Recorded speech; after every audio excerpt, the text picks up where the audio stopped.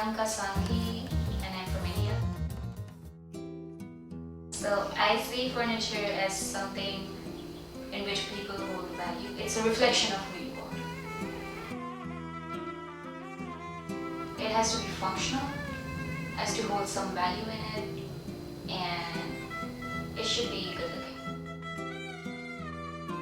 A good furniture would be a functional piece which provides some use and makes your life easy in certain ways.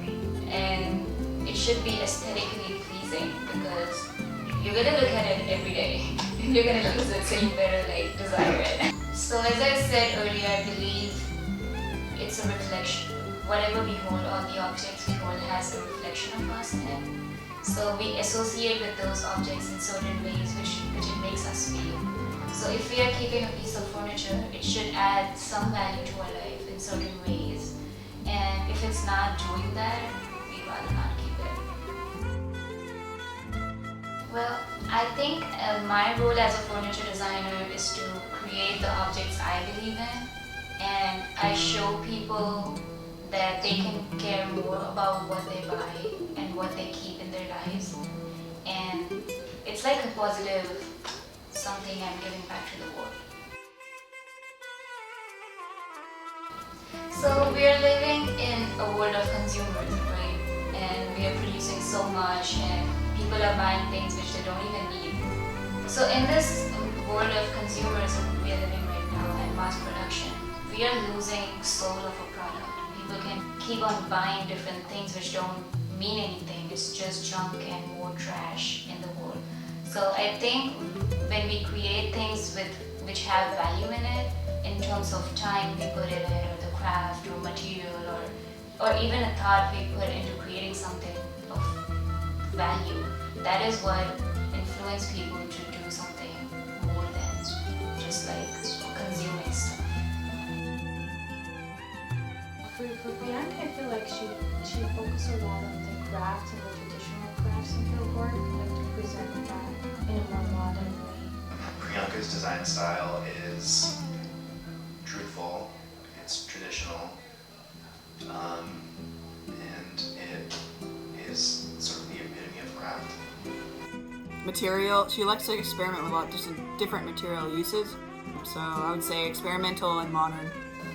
I think Priyanka's design really shows her personalities because she is always very patient in doing little things in her life, and she put a lot of effort into details, and she's not afraid of spending a lot of time on doing things. So you can see patience on her design. I think I'm really into taking inspiration from the past and remolding it into something of my own, like my interpretation of how it should be now in current time. So, and I just call it transitional design style. So the Shamiana collection is about displaying the crafts and craftsmanship of people from Jaipur. I think craft is something so the craftsperson is the main hero of the story.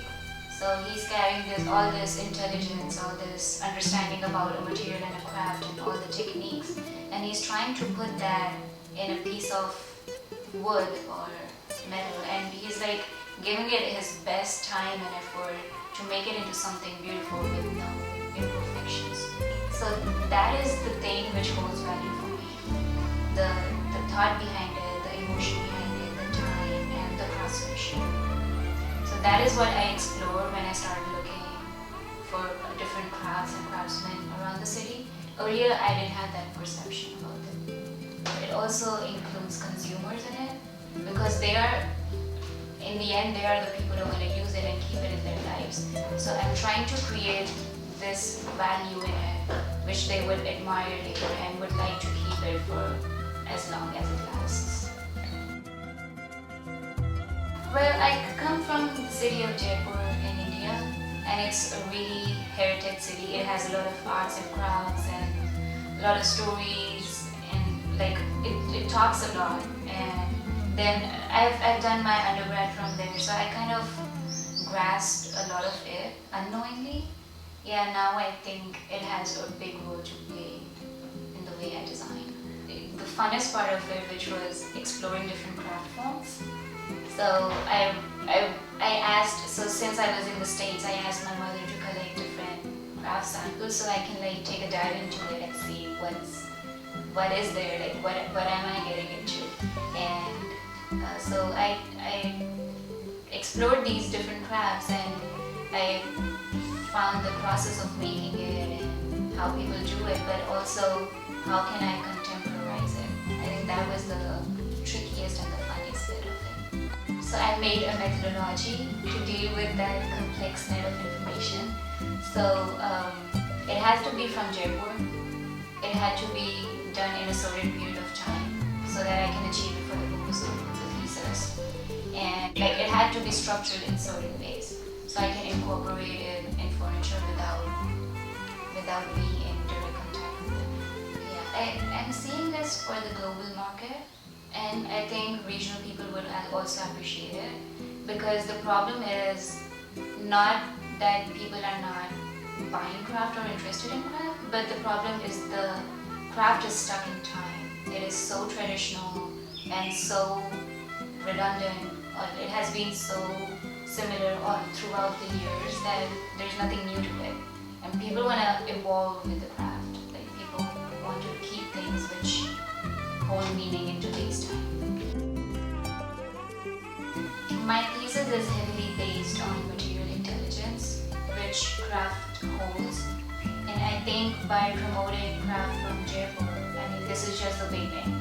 So it can be done. I think it gives ways to other designers and consumers to like open ways for craft from all over the world, and we can together increase this material knowledge like all across, since we are supposed to be doing that, but we have lost touch with it. The one I talked about, the exploration of craft and craft forms, it was particularly difficult because you don't have any boundaries there. I mean, the boundaries set are set by the craftspeople which have been practicing this for so long. And for me to get in there and ask those people to change their way of design and change how they're doing and try to experiment with it was like a tricky part to deal with because they're like too comfortable in their own zone. I think as a designer, I'm imagining something and creating something, but I'm taking help from craftsmen and consumers to make this worthwhile, to make this experience into something which is so cool. So there's this layer of experience which I try to incorporate in my furniture, which is about how people use it. So supposedly if you're picking up a stool, a footstool, so it's beautiful on the top because that's the part you see. Maybe probably there's a cushion on top of it. But when you actually pick it up from the ground, you're touching the interiors of it and the edges on the sides. And that is an opportunity to create some experience over there. Probably I can add some sound to it or put something which a person can only feel when they're trying to put it somewhere else. So those are the opportunities and those are the inputs I got from consumers while using the product. This is Melange Furniture Show, and Melange is coming together of many different things. So we basically are many different individuals with our own perspective about furniture design and the world, and it's about how we see the world perceiving it. And I think it would be really nice if we get to see all these different perspectives to the world through furniture. It's a good opportunity. Come visit us.